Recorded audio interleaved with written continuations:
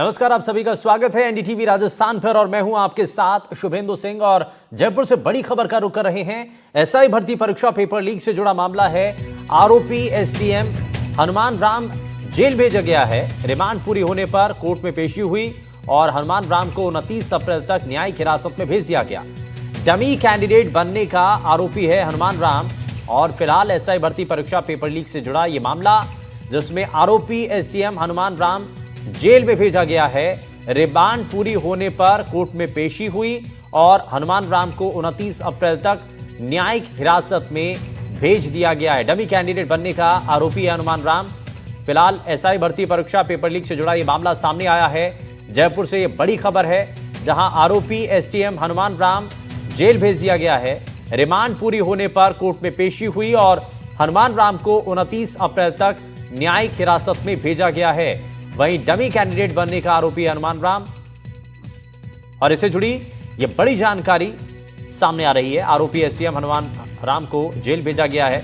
Remand पूरी होने पर कोर्ट में पेशी हुई। दरअसल डमी कैंडिडेट बनकर के परीक्षा देने का आरोप है और जब इस मामले को लेकर के जो टीमें हैं वो लगातार कार्रवाई कर रही थी, इसमें एक और कड़ी इस एसडीएम के नाम से जुड़ती है, हनुमान राम के नाम से। और इसमें जब पूछताछ की जाती है तो कई खुलासे होते हैं और सबूतों के आधार पर टीम कार्रवाई करती है।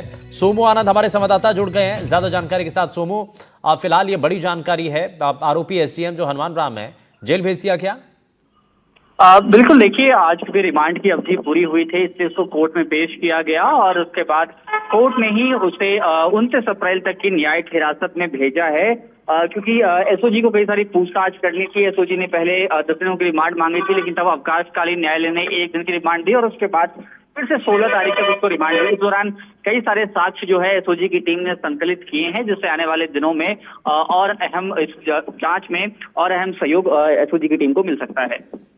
ठीक है, बहुत शुक्रिया सोमू आनंद इस पर जानकारी देने के लिए। तो कई अहम सबूत और पूछताछ में क्योंकि बड़ी जानकारियां इसमें मिल सकती हैं। वहीं जयपुर से बड़ी खबर है, जहां जयपुर में किराए के वाहनों को लेकर के नया आदेश लागू कर दिया गया है। निजी वाहन किराए पर देना अब जयपुर में प्रतिबंधित कर दिया गया है और अतिरिक्त पुलिस कमिश्नर ने आदेश जारी किया है। बिना लाइसेंस किराया वाहन संचालक पर सख्त कार्रवाई होगी और केवल परमिट प्राप्त वाणिज्यिक वाहनों को ही अधिकार मिल सकेगा। 5 साल के लिए लाइसेंस वैध होगा और समय पर लाइसेंस का रिन्यू करवाना जरूरी होगा। नियम तोड़ने वालों के खिलाफ पुलिस की कड़ी कार्रवाई होगी और बीएनएस 2023 की धारा 163 के तहत यह आदेश जारी किया गया है। इनपुट एडिटर सुशांत पारिक हमारे साथ जुड़ गए हैं। सुशांत, क्या जानकारी है इसमें और ये जयपुर में किराए के वाहनों को लेकर के आदेश है? देखिए शुभेंदु, पिछले कुछ समय से कई वारदातें ऐसी हुई हैं जिनमें निजी वाहनों का किराए की गाड़ी के तौर पर उपयोग होना पाया गया।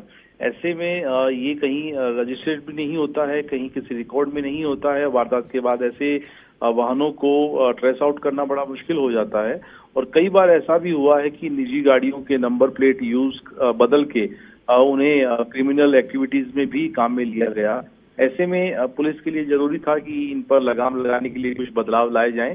तो जो नई गाइडलाइन जारी की गई है जयपुर कमिश्नरेट की ओर से, अब ये बिल्कुल क्लियर कर दिया गया है कि प्राइवेट गाड़ियां इस तरह की जो निजी उपयोग वाली हैं वो आप टैक्सी के रूप में नहीं दे सकेंगे। अगर ऐसा करेंगे तो फिर आपके खिलाफ एक्शन होगा।